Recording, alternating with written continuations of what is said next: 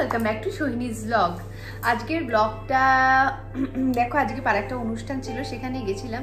ওখান থেকে ফিরে এসে ভাবলাম কেননা তোমাদের সাথে আমার বিয়ের সমস্ত শাড়ি যেগুলো আমি পরেছিলাম সেগুলোকে আমি শেয়ার করি। মানে তোমরা অনেক দিন ধরে জানতে চাইছিলে দিদি কোথা থেকে কি কিনেছো না কিনেছো।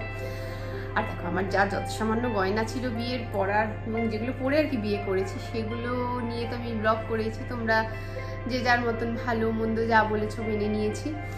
পাশে ছিলে, মন্দ বললেও পাশে থাকাই হয়, তবু পাশে ছিলে সেই ভরসায়। তো আমার যাবতীয় যা যা শাড়ি আমি পরেছিলাম বিয়ে পারপাসে সেগুলো আজকে তোমাদের সাথে এখন শেয়ার করবো ডিটেলে, আমি কোথা থেকে কি কিনেছি না কিনেছি। তো চলো দেরি না করে ভিডিওটা শুরু করা যাক। তো প্রথমেই দেখতে পাচ্ছ আমার বিয়ের মেহেন্দি আমার যেদিনকে হওয়ার কথা, মানে বিয়ের আগের দিনকে হওয়ার কথা, তো সেটা কোনো কারণে তারও আগে একদিনকে করতে হয়েছিল। কারণ আমার মেহেন্দি আর্টিস্ট ওই দিনটা আমাকে তো বুক করেছিল, কিন্তু পরে তার মনে পড়েছিল যে ওই দিনটা সে অ্যাভেলেবেল নেই। তো সেই জন্য 6 তারিখে আমার বিয়ে হয়েছিল, 8 তারিখে ডিসেম্বরে। আর আমি সেই জন্য 6 তারিখে মেহেন্দিটা করেছিলাম। ওই দিন আমার একটা ব্রাইডাল মেকআপ ছিল, তো কোনো কারণে মানে ওই সবটা হ্যান্ডেল করে নিয়ে আমাকে মেকআপ মানে জাস্ট মেহেন্দি পরতে বসা। আমি ভেবেছিলাম আমার বাড়িতে যা হয় না, শর্ট প্যান্ট পরে আমি মেহেন্দিটা পরে নেব।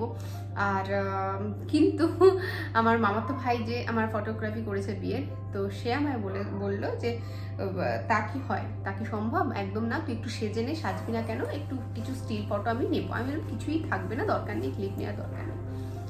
কিন্তু ও বলাতে আমি এই লেহেঙ্গাটা পরেছিলাম। এবার এটাও কোনো আমার প্ল্যান ছিল না, এই আউটফিটটা আমার ছিলই না।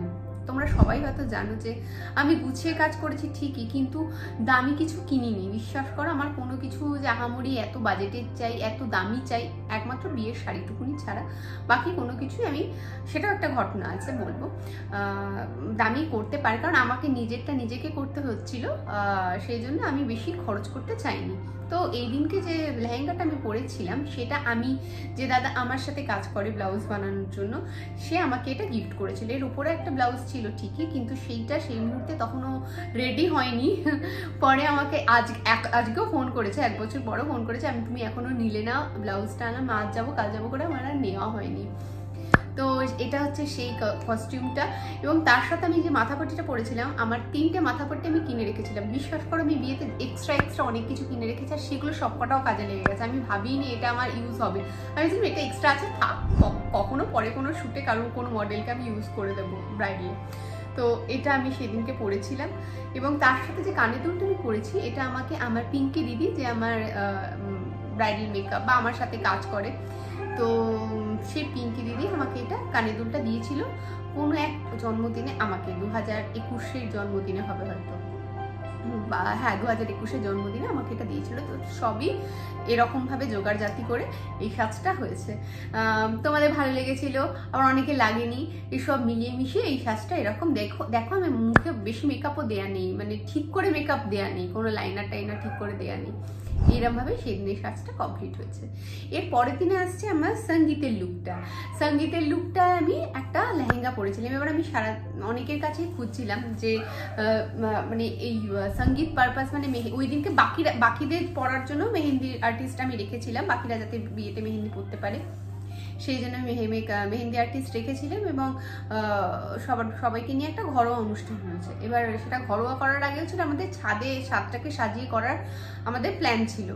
কিন্তু আমার যেহেতু শরীর এত খারাপ হয়ে যায়, ফ্যানেঞ্জাইটিস হয়, মানে নিউমোনিয়া হওয়ার জাস্ট আগের স্টেজে আমি ছিলাম। দীর্ঘ 1 মাস ধরে আমি জ্বরে ভুগতে আমি কাজগুলো করেছি। তো লাস্টে আমি বুঝতে পারছিলাম আমার পক্ষে সম্ভব হবে না, ওই ঠান্ডা, আর সেই সময় খুবই ঠান্ডা পড়েছিল, উপরে গিয়ে কাজটা করা, মানে সবাই মিলে নাচানাচি করবো, কারণ নাচবো, একটু ঘাম বসবে, আবার ঠান্ডা লেগে আছে, অ্যাজমা আছে যেহেতু। তো আমি রিস্ক নিইনি। আমি ওদেরকে বলেছিলাম যে ওই সেট আপটায় ঘরে, যেটা গানের ঘর আমার, যেখানে আইবুড়ো ভাত হয়েছিল সেইখানটাতে অ্যারেঞ্জ করে দিতে। ওরা একরকম ঘরোয়া করে দিয়েছে, আমার একটু ঘরোয়া জিনিস আমার পছন্দ, ঘরোয়া নিজেদের মধ্যে নাচ গান করে আমাদের দিনটা কেটেছে, মানে সন্ধ্যেটা কেটেছিল।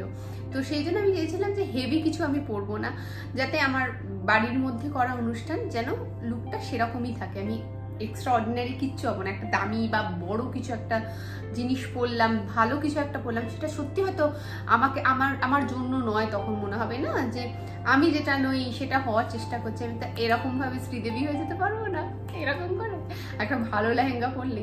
আমি তাই থাকবো। সেই জন্য আমি খুব আমার রেঞ্জ অনুযায়ী লেহেঙ্গাটা কিনেছিলাম। আমি এই লেহেঙ্গাটা কিনেছিলাম অ্যাটিয়ার ফর ডিভাস বলে, আমি একটা দিদির থেকে, আমি এর আগেও অনেক কিছু নিই সত্যি, সেই দিদিকে আমি বলেছিলাম লেহেঙ্গা এর আগে যতগুলো আমি পরি দিদির থেকে নিয়েই পরি।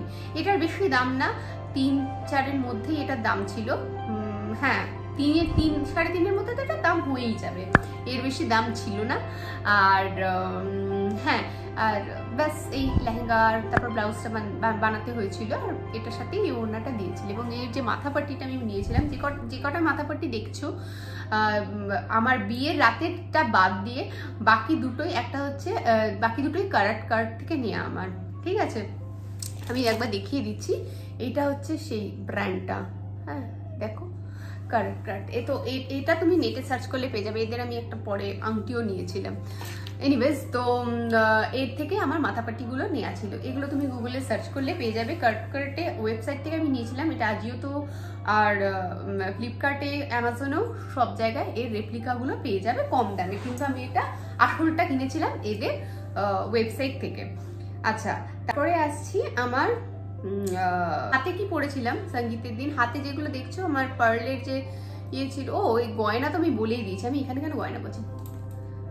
আচ্ছা, এরপরে আসছি আমি আইবুড়ো ভাতের শাড়িটা যেটা পরেছিলাম সেটা সাদা। দেখো, এটা আমার খুব প্রিয় এবং আমার সাথে সাথে অনেকে আমায় বলেছো, যারা দেখেছো সাজটা পছন্দ হয়েছে যাদের, যে সাদাটা খুব আমার গোটা বিয়েতে সবাই জানে, আমার ভাই বোনেরাও জানতো যে আমি নিঘাত লাল পরে তো বিয়ে করবো না, কারণ আমি সাদা এত ভালোবাসি। সবাই জানতো যে মৌ তুই কোনো একদিন তো সাদা, যারা আমায় মৌ বলে ডাকে, বাইরে আমার অনেকগুলো ডাক নামের মধ্যে এটা একটা। মৌ তুই হয় বিয়ের দিন সাদা পরবি না রিসেপশনে সাদা পরবি, তাই না? আমি তো কি বলবো, আমি কিছু জানি না কি করব। তো সে যাই হোক, সাদা মায় পরতে হতো বলে আমি বিয়ের আগের দিনই সাদা পরে নিয়েছি, ল্যাটা পোকা চুকে গেছে। তো যেহেতু রিসেপশনের শাড়িটা আমার অনেক আগে কেনা হয়ে গিয়েছিল, সেই জন্য আর আমি রিসেপশনের শাড়িটা সাদা করে উঠতে পারিনি, বাকি ছিল এই কটা দিন। তো শ্রেয়সী আমাকে বলেছিল না বিয়েতে লাল পর, তো সেই জন্য আমি লালটাই পরেছিলাম, আর সাদাটা সে নিজের পছন্দ মতো আইবুড়ো ভাতে পরেছি। এই শাড়িটা হচ্ছে অর্গানজা বেনারসি। এটা আমি ফ্লিপকার্ট থেকে কিনেছি। আমার সমস্ত কেনাকাটাই আমার ফ্লিপকার্ট থেকে কেনা, বাকি কয়েকটা বেনারসি নিকেতন থেকে কেনা। এবং বিয়ের শাড়িটা না, একটা হচ্ছে, আমি সব আস্তে আস্তেই বলে দেবো। এটা ফ্লিপকার্ট থেকে কেনা, এটার দাম 2500 মতন পড়েছিল। এটা একটু ফ্লিপকার্ট থেকে যারা কিনবে একটু বুকে সাহস রেখে কিনবে। 2500 টাকা ফ্লিপকার্ট থেকে শাড়ি কেনা একটু মানে হয় না, অনেকের ভয় লাগে কেমন হবে না হবে। আমার শাড়িটা দুর্দান্ত, অনবদ্য, অসাধারণ ছিল। আর শাড়িটা সত্যি ভালো ছিল। আর আমি একদম এঁকে রেখেছিলাম যে এই শাড়ির সাথে আমার ব্লাউজের ডিজাইনটা এই হবে। প্রত্যেকটা ডিজাইন এঁকে আমি আমার ডিজাইনারকে, মানে আমি তো নিজে ডিজাইনার, আমি প্রত্যেকটা ব্লাউজের ডিজাইন এঁকে আমার যে দাদা আমার সাথে কাজ করে তাকে আমি দিয়েছিলাম, সে আমাকে বানিয়ে এটা দিয়েছে। তো এই ছিল টোটাল লুক। শাড়িটা যদি সম্ভব হয় আমি লিঙ্ক এই ভিডিওতে অ্যাটাচ করে দেওয়ার চেষ্টা করব। অনেকে চেয়েছিলে, অনেকেই বলেছো দিদি শাড়িটা কোথা থেকে কেনা, প্লিজ লিঙ্ক থাকলে দিও। বিয়ের সময় এত কেনাকাটা আমি অনলাইনে করেছি, এই ঘরের জিনিস, নিজের সাজের জিনিস এবং প্রত্যেকের জিনিস এবং আমার নিজের যা যা লাগবে সেগুলো, তো সেই জন্য আর আমার লিঙ্ক খুঁজে বের করে দেওয়াটা খুব কঠিন, মানে সে উলুবনে মুক্ত খোঁজার মতন অবস্থা। এই আমার হচ্ছে আইবুড়ো ভাতের শাড়ির লুকটা চলে গেল। এরপরে আসছে, বাহ, এইটা হচ্ছে লাল শাড়িটা, কিন্তু বৃদ্ধির সকালবেলা আমি ভেবেছিলাম বৃদ্ধির সকালে লাল সাদা পরবো, মানে পরপর দুটো ইয়েতে আমি সাদা পরবো। একটা সাদা তো পিঙ্ক দিয়ে পরেই নিয়েছি, দেখেছো আইবুড়ো ভাতের লুকে, তো আবার সাদা পরবো লাল দিয়ে। বৃদ্ধির সময় এটা একটা শ্রাদ্ধ শান্তির কাজ। শ্রাদ্ধ আমাদের হিন্দু শাস্ত্র মতে, বাঙালি হিন্দু শাস্ত্র মতে খুবই একটা পূর্ণ কাজ এবং ভালো কাজ, যার জন্য আমরা যে কোনো অনুষ্ঠানের আগে শ্রাদ্ধ শান্তি করি, বৃদ্ধি করি, আমাদের পরিবারকে বৃদ্ধি করতে, সমৃদ্ধি করছি, এগিয়ে নিয়ে যাচ্ছি বংশকে। তো সেই জন্য আমরা পূর্বপুরুষদের আত্মার শান্তি কামনা করে তাদেরকে আমরা একটা উৎসর্গ করি এবং সেটা একটা শ্রাদ্ধা অনুষ্ঠান। সেই জন্য সবাই একটু চেষ্টা করে পুজোর যা অ্যাটেয়ার হয় সেইগুলোর মধ্যে রাখার, মানে সাদা লালের মধ্যে রাখার।